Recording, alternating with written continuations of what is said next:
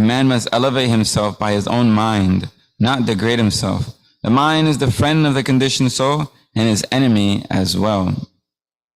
Text 6. Bandhur atmanastasya yenatma ivatmana jatah anatmanastu shatrutve vartetatmaiva shatruvat. For him who has conquered the mind is the best of friends. But for one who has failed to do so, his very mind will be the greatest enemy. Text 7. Chidatmanah prasantasya paramatma samahitah shitoshna sukadhukeshu tathamanapamanayo. For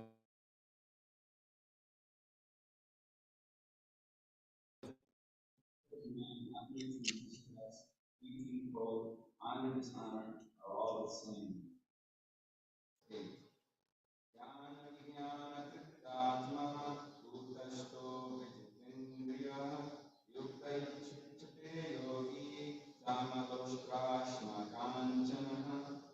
A person is said to be established in self-realization and is called a yogi or mystic when he is fully satisfied by virtue of acquired knowledge and realization. Such a person is situated in transcendence and self-control. He sees everything, whether it be pebbles, stones, or gold, as the same. Suninmitragtasina madhyastha dvesha bandhushu sadhustappichapapeshu samabhude vishishyate. A person is said to be still further advanced when he regards all, the honest well-wisher, friends and enemies, the envious, the pious, the sinner, and those who are indifferent and impartial with an equal mind.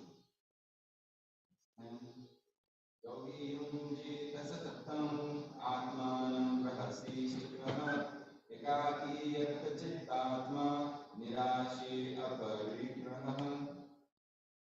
And transcendentalist should always try to concentrate his mind on the Supreme Self. He should live alone in a secluded place and should always carefully control his mind. He should be free from desires and feelings of possessiveness.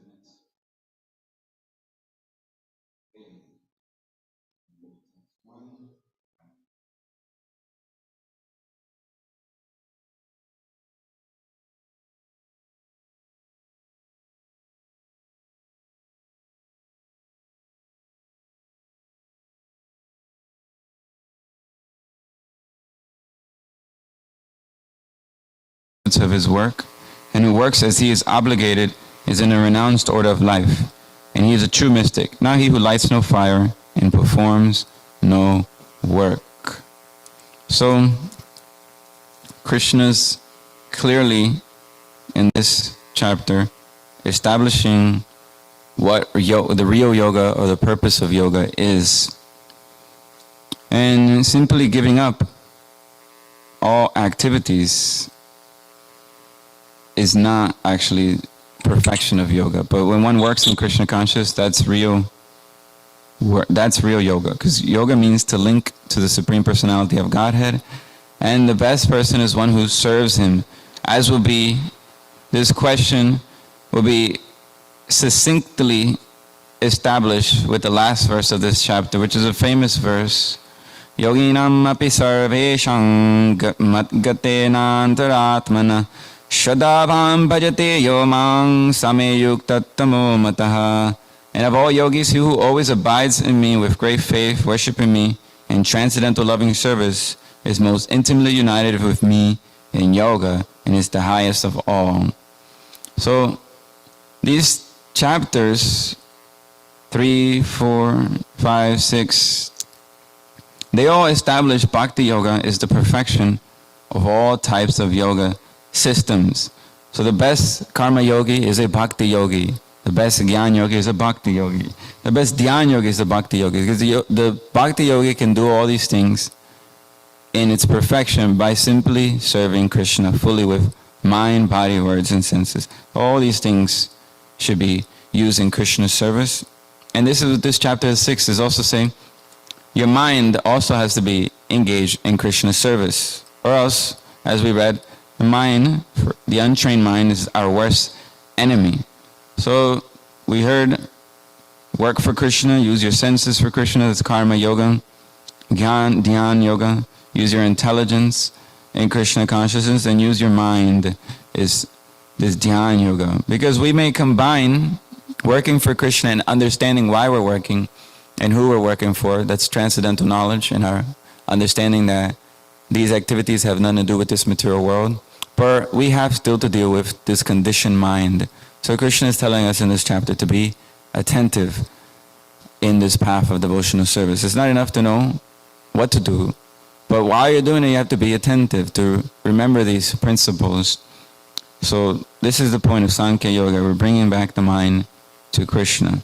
So, or else, if the mind is untrained, then it can take us so many places, all the way, everywhere except the lotus feet of Krishna. So let's read a little bit of the purport. In this chapter, the Lord explains that the process of the Eightfold Yoga system is a means to control the mind and senses.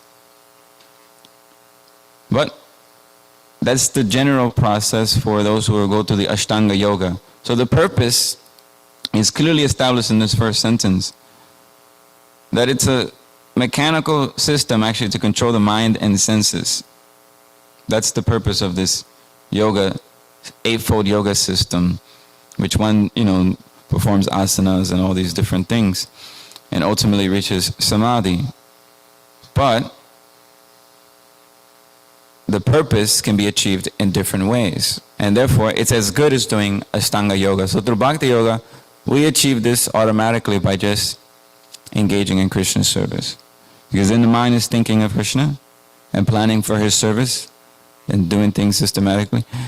And then the senses naturally engages those plans to fulfill Krishna's desires. Then automatically there's no question of your mind planning for anything material or your senses being engaged otherwise.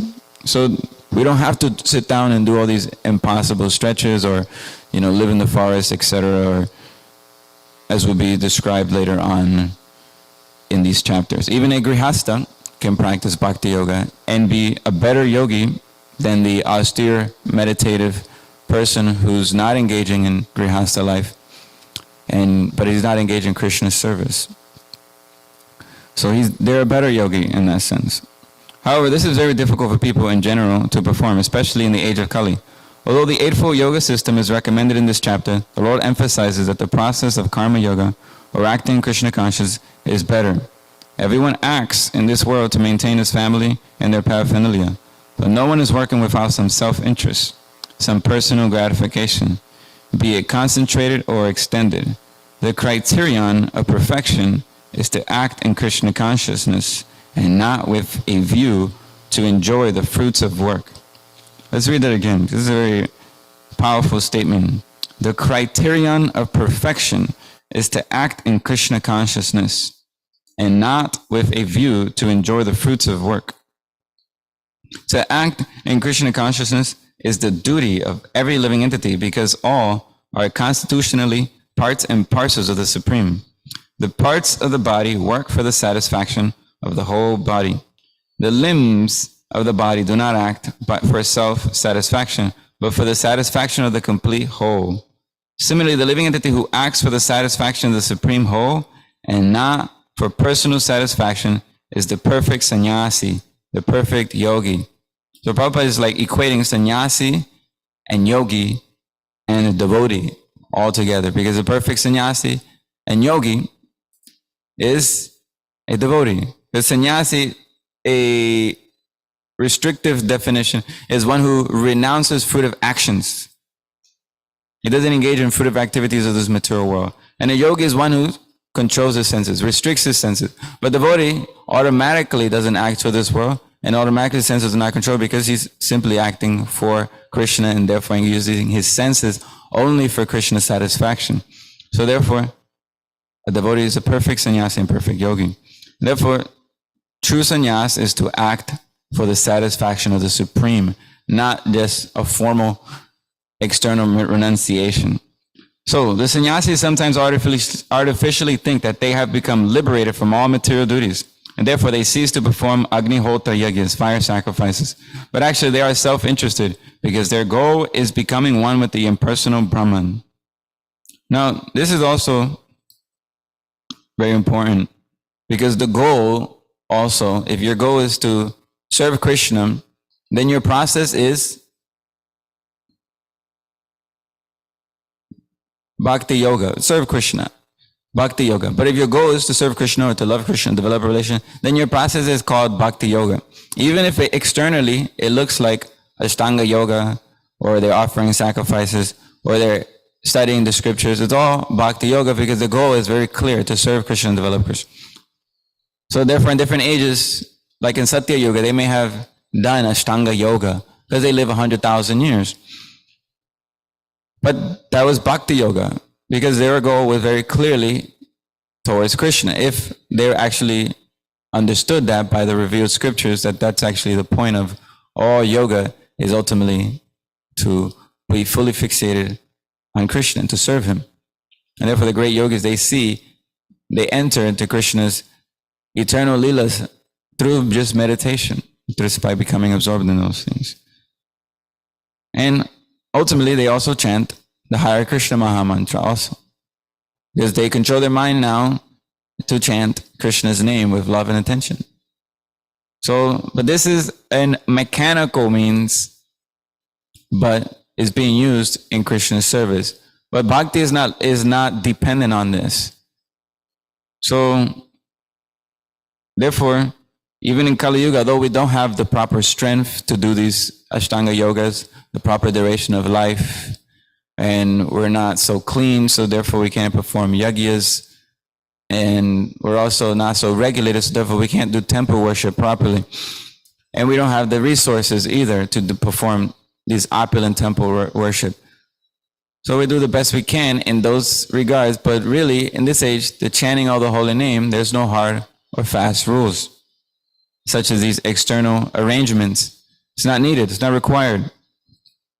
In the other ages, it was required in one perspective because they had the capacity to engage in this way. They didn't use it.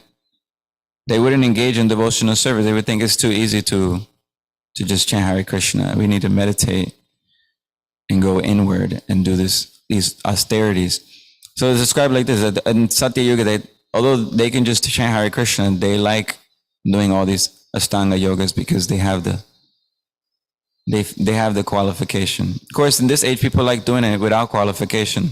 Therefore, they get hurt and they get messed up their bodies and do different things that they shouldn't be doing in the name of yoga, but no Krishna.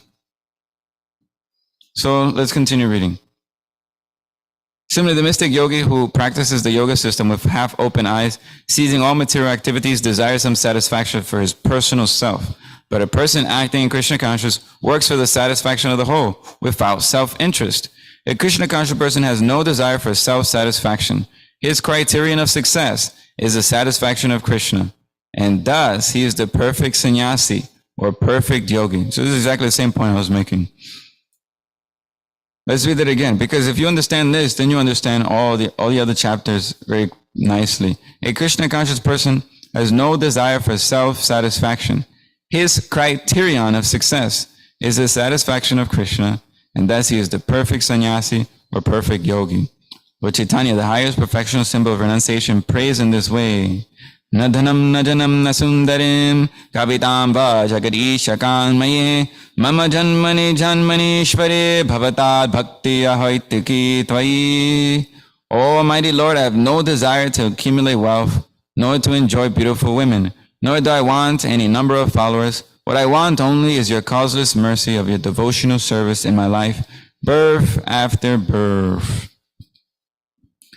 So, Krishna's, in every chapter, is obvious that he's speaking about Bhakti Yoga, because why is he coming to this conclusion? He's bringing it up in so many different ways. And all these other chapters are just to bring us to this point, to convince us that Bhakti Yoga is complete. Om Purnamadav Purnaminam Purna Purnamudachyate Purnasya Purnamadaya Purnameva Vashishyate. Everything from the complete Supreme Personality of Godhead, which comes from him, is actually complete. This is the point. And even though so many completes are coming out of him, he still remains the complete whole. So Bhakti Yoga is something given by Krishna.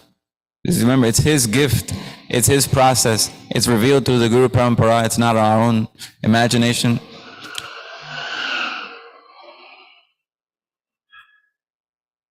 So we may have heard about this in other classes, that devotional service should be freed from all types of mental speculations.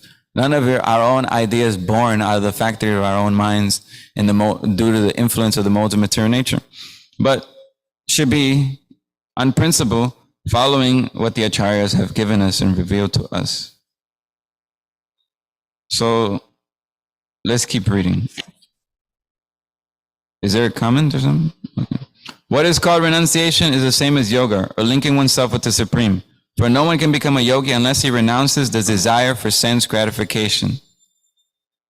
No one can become a yogi unless he renounces the desire for sense gratification. Meaning the desire for sense gratification may be there, but we're no longer interested in entertaining it. No matter how much it comes up. It may come up, but we're not interested in entertaining it. So, renunciation, or giving up fruitive activities here is considered the same as yoga, or linking one with self with the Supreme. Because in renunciation, what is one doing? He's giving up sense gratification. So because in renunciation you give up sense gratification, and in yoga you have to give up sense gratification, then they're equal. That's why this purpose is like this. So real sannyasa yoga, or bhakti, means that one should know his constitutional position as a living entity and act accordingly. The living entity has no separate independent identity. The living entity has no separate independent identity. We're so puffed up. Even our identity, we're not independent in that. We're not the choosers. Krishna reveals our swarup, his gift. Our minds are just fixed on service. And if that gift helps us in our service, we accept it wholeheartedly. Everything is meant for pleasing Krishna, and that's what service is. So we're not independent. We have no separate independent identity. You can't exist without God giving you that sanction. You can't do anything. You're not independent at all. Even in your qualities, whatever you have, ultimately is a gift from God. He started the game of life. That's the way you have to see it. Without him, there's no life.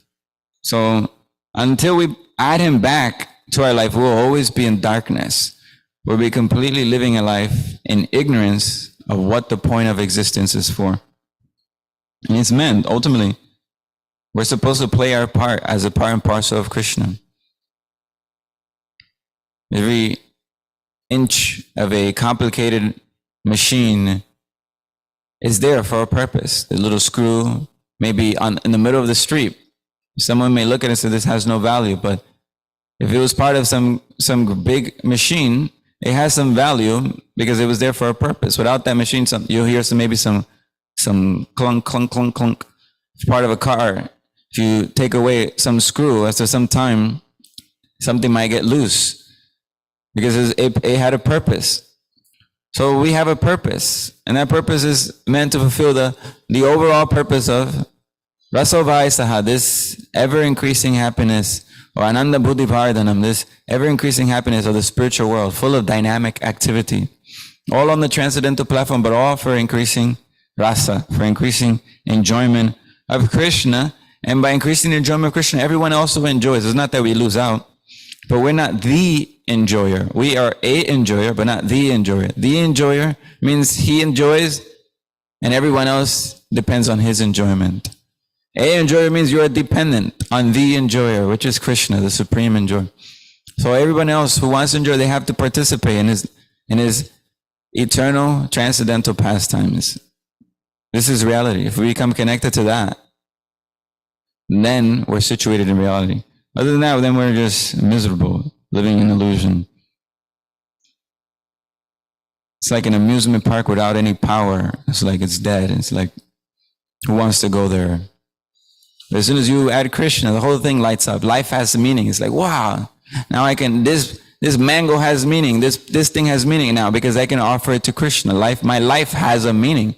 Other than that, it's like, what's the point of living? It's like a dead person. As soon as you add Krishna, you bring life We get life again. We can breathe.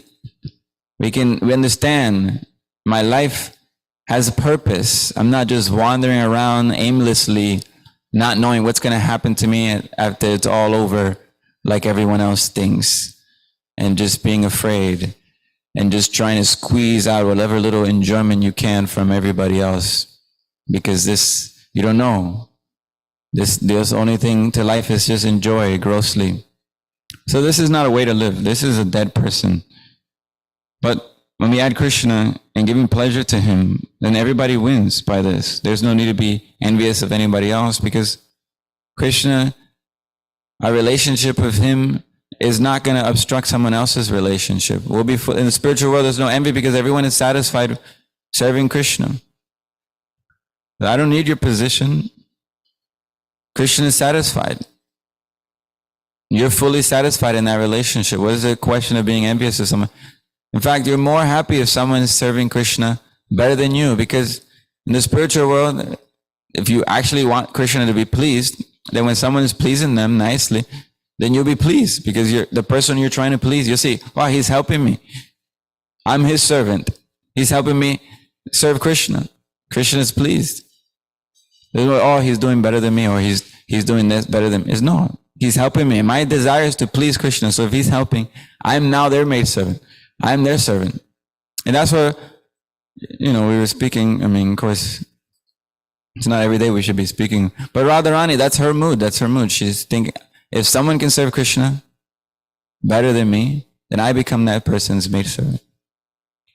So this is the mood of the spiritual world. There's no room, there's no need for envy either. Of course, there may be transcendental envy there for the sake of increasing Krishna's pastimes, but this is a little bit subtle. It's all for the Krishna's pleasure. That's a big difference. When he is entrapped by material energy, he is conditioned. When he is a Krishna conscious or aware of the spiritual energy, then he is in his real and natural state of life. Therefore, when one is in complete knowledge, one seizes all material sense gratification or renounces all kinds of sense gratificatory activities. This is practiced by the yogis who restrain the senses from material attachment. But a person in Krishna conscious has no opportunity to engage the senses in anything which is not for the purpose of Krishna. None of this vague stuff, spiritual life. Prabhupada makes it very clear, where immediately we know it's about Krishna, the person, and it's about our personal relationship with him as a person. Not his light feature, not his Paramama feature. None of these things. Yeah, maybe an aspect of the absolute truth, but we want a direct relationship with Krishna. Therefore, a Krishna conscious person is simultaneously a sannyasi and a yogi. The purpose of knowledge and of restraining the senses, as prescribed in the Jnana and Yoga process, is automatically served in Krishna consciousness. So, in other words, in Krishna conscious, it automatically includes all the other purposes of all the other yogas. So when you read these chapters succinctly, and you see the principles which are fulfilled in Krishna consciousness that are necessary in the other processes for them to reach perfection, but they're automatically satisfied in Krishna consciousness, then you see Krishna consciousness is perfect and complete. So it's there to convince us. It's not that we have to practice karma yoga separately, jnana yoga separately, all these things separately. It's to convince us throughout that all we really need is bhakti yoga. All we really need is a direct relationship with Krishna. Everything else is an impediment. It's not pure, it's mixed.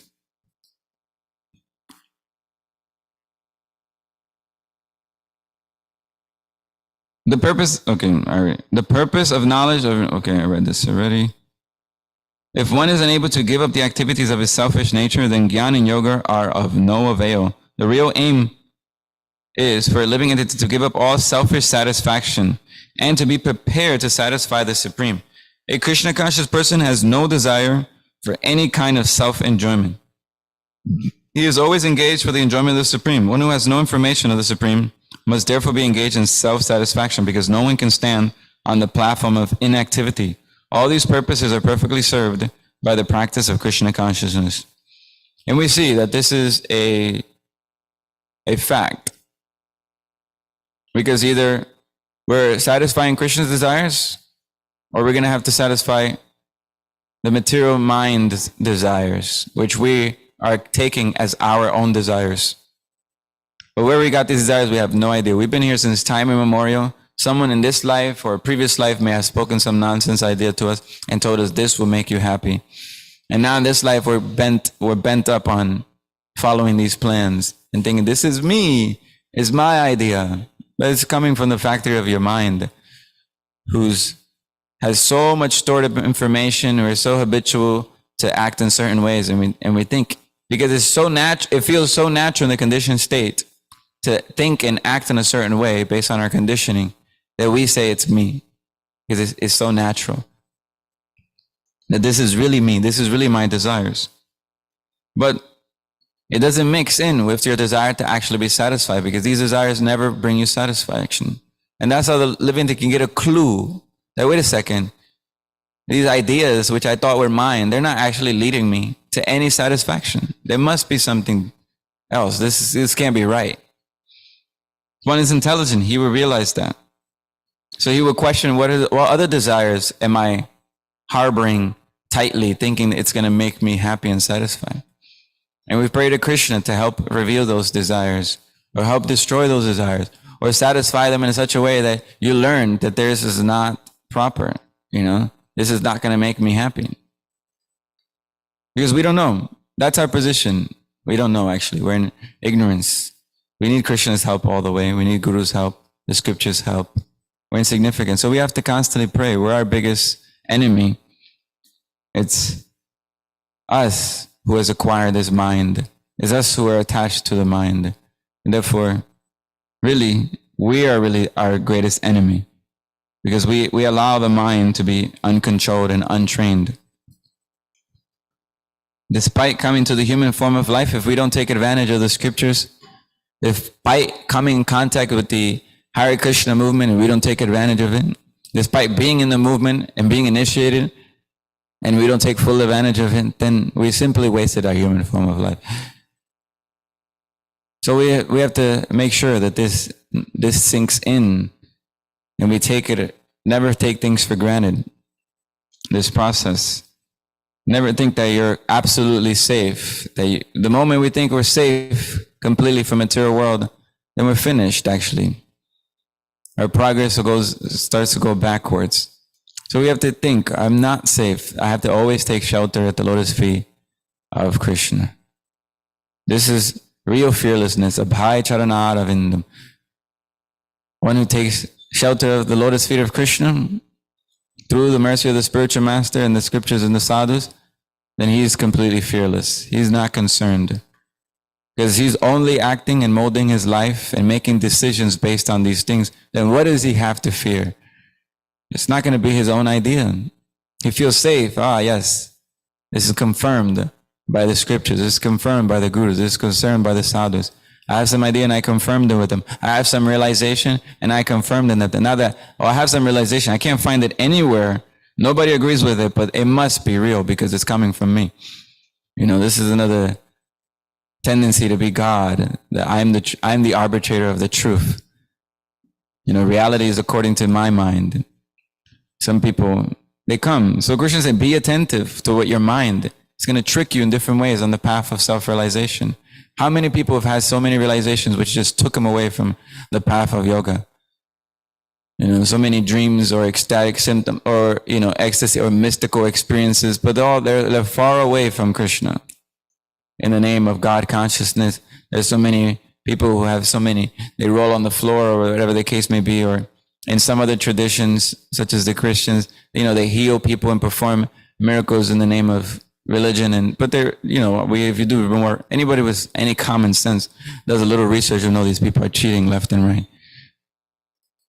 But still, we're attracted to that over some common sense Krishna consciousness, which is strictly adhering to the Guru, Sadhu, and Shastra. Simple Krishna consciousness. Not saying that you have to throw away your mystical experiences or your dreams don't matter or anything like this, or your experiences don't matter. But if they don't check out with the Guru, Sadhu, and Shastra, then you have to reject it like stool. Reject it like stool. That was a nice dream, but that was nonsense. It has nothing to do with reality. So this is how we can control our mind. Prabhupada, in this chapter, we have to purge the mind of all nonsense ideas by hearing again and again from the scriptures, from hearing again submissively from the gurus and the sadhus. And this is how we purge our mind from all nonsense ideas, because how many times did we see so many stupid movies before Krishna consciousness, so many TV shows, or so many, whatever it is, that has completely, we don't even know how it's influencing our minds to this day. We have so many subtle misconceptions that are coming from somebody's factory of their imagination of what life is meant for. But those people end up sometimes committing suicide or committing the most abominable selfish acts because it was born from them.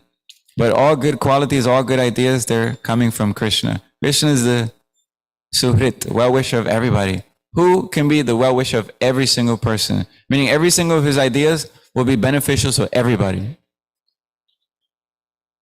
But our ideas will be beneficial mainly for us. And even then, not really. It's just temporary. And therefore, since it's a temporary, it's not going to help you. It's not going to help anybody else. So better, we are very cautious with our mind. Our mind in a conditioned state is our greatest enemy. And the things that will keep us in the material world is our own misconceptions that we are attached to. I think I mentioned this the other day, but I've seen many transcendentalists, or many devotees even, who after 30, 40 years maintain misconceptions. And therefore, it's an anartha. It becomes a huge, strong barrier in Krishna consciousness because it only gets stronger and stronger, this misconception. Because we're watering the weed again and again, thinking this is right. The way I'm seeing things is the absolute truth. We take it as scripture. We take it, we mold it, and we give our life to this misconception. And we bake it a big tree and we take shelter of that and we eat our own poison. And we think, I'm realized, I'm advanced devotee. But really, you're just being urinated by donkey urine, thinking you're great. But therefore, we have to be humble like anything and submissively pray to Krishna not to let us cheat ourselves. Because we may harbor over like misconceptions like anything, and people may praise us for these misconceptions in the name of God consciousness and in the name of being a great devotee or whatever. But still, 40 years later, you have this strong misconception that you've watered for so many decades thinking this is the right way of seeing things, and it becomes difficult to hear the truth because you think this is the truth. And therefore, you see many people even after 40, 50 years, sometimes they deviate from the path, from the transcendental path. It's razor's edge. We have to be very cautious and very sincere, meaning don't be afraid to bring up doubts. Don't be afraid to bring up controversial points, apparently, to understand different points in the scriptures. This will make our mind strong and our faith strong in Krishna consciousness. There's no taboo in spiritual life. The truth is the truth. We just have to accept it. So what is there need for taboos? Like, I don't know if I should bring this up, or like it might be like a thing. So no, let's talk. Let's wrestle with your idea. Let's see if you actually have the right conception. Let's look at the scriptures. Let's see what Prabhupada said. Let's see what the sadhus have said. Let's see what actually works since time immemorial. Is your recipe true or not? Are you following as it is according to the scriptures? No? Then you need to purge that idea from your mind. You need to get rid of it. And that's only possible by the mercy of devotees. So this is real mind control. A mind that thinks only Krishna's ideas. That's a mind that's not different from the supersoul, not different from have reached the supersoul. Just like Yudhishthira says, my mind cannot think of anything sinful, anything against the scriptures. He's so pure, his whole life dedicated to the revealed scriptures and serving Krishna. He's pure-hearted, so when he hears the truth, he doesn't twist it. He doesn't twist it according to his own misconception or the own color of his own mind. He accepts it as it is. So therefore, his mind is situated on that. Where I've seen so many people, you tell them one thing and it immediately becomes twisted. It's like, no matter how much that you tell them the truth, it just becomes twisted immediately. And it's like, and it's amazing what the mind can do to someone on the path of Krishna conscious or yoga or any type of spirituality. Because the heart is dirty. So therefore we require Cheto Dharpana Marjanam. Keep chanting Hare Krishna. Depend on Krishna. This is the big difference between all the yoga path. Traditionally, they would depend on their own strength. I will conquer my own mind by my own strength. But devotee depends on Krishna's strength. It depends on Guru's strength. He knows I cannot do it on my own. All this information just makes him run towards Krishna faster. Because he knows, bam, it's really difficult. It's actually impossible for me to control my mind, as Arjuna would say.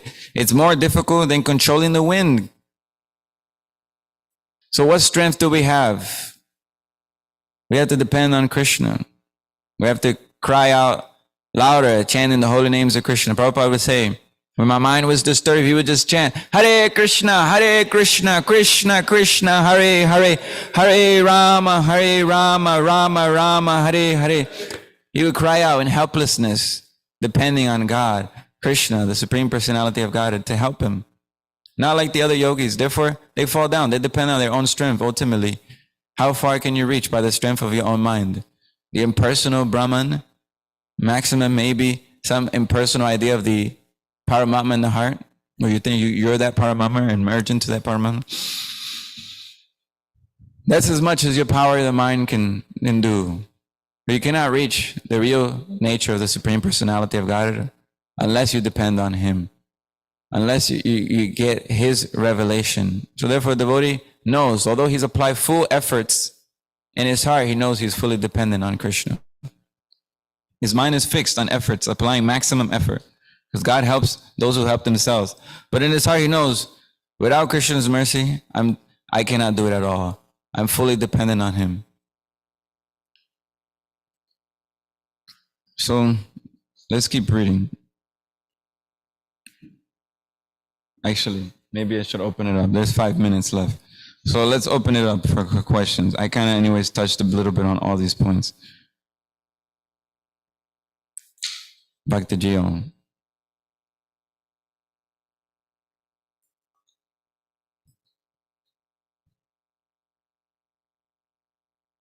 Okay, so I have a question.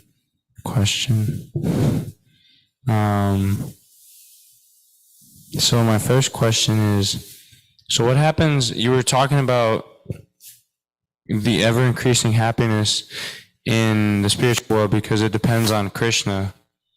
So my question was like, what happens if Krishna becomes, and you said that everyone becomes happier if Krishna becomes happy. So my question is like, let's say I do something incorrectly because I have a misconception in the spiritual world. Well, then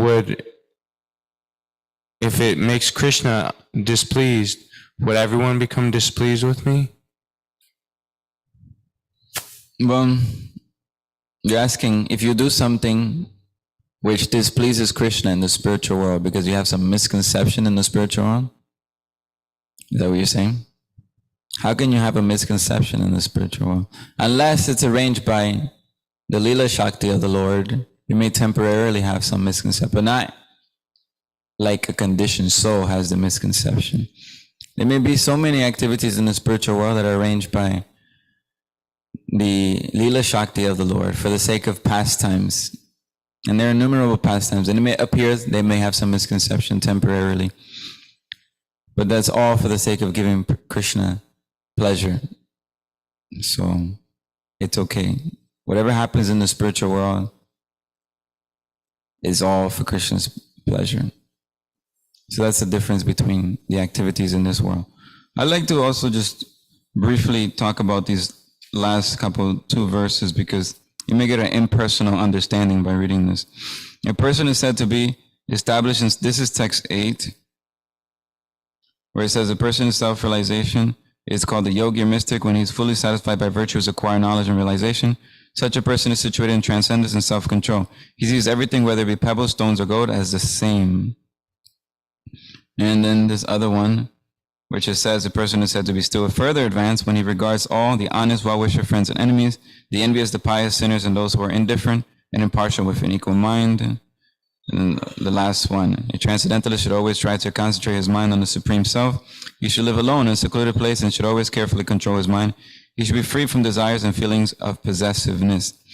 So again, because these processes is mechanical, All this is true in relationship to the material world. So yeah, pebbles, stones, gold is all the same from a material perspective. But when we know that something can be used in Krishna's service, it's no longer seen as a material thing. It's seen as something that can be used potentially for Krishna's service. So we value gold more than stone. When someone says, you want a, 10 kilos of gold or 10 kilos of stone, we're not going to be like, well, it's all the same to me. We're going to say, we're going to use the 10 kilos of gold or 10 tons of gold in Krishna's service. Okay? So this is in relation to those who are on this mystic path, because they don't have devotional service. The way they stay away from these things is they see it as all material. Which devotees see it's all material, but because it can be used in Krishna's service, they also see it as all material. Therefore, it has some value now. And therefore, there's a verse Prabhupada quotes in this 10th verse, which is the last one. It says, Anasaktasya vishayang yatarham upayunjataha nirbandha Krishna sambhande yuktam vairagyam uchyate prapanchikataya budhya hari sambhandi vastunaha mumukshu viparityago vairagyam paulgu katyate. When one is not attached to anything, meaning I'm not interested in those things for myself, right? Even my own life, I'm not attached to my life for myself. But at the same time, accepts everything in relation to Krishna.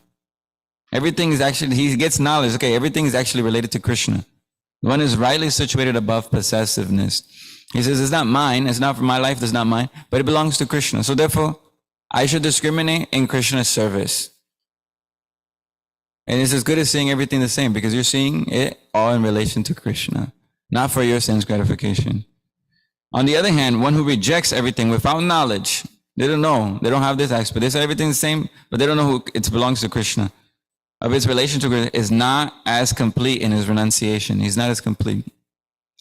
Therefore, Prabhupada was better renounced than the so-called swamis who would say, if someone was to offer me $1 million, I would say, I'm not interested. They go like this. But Prabhupada would say, I'd take it with both hands and use it all for Krishna. And you give it all for Krishna. And use it all in his service, for preaching his glories.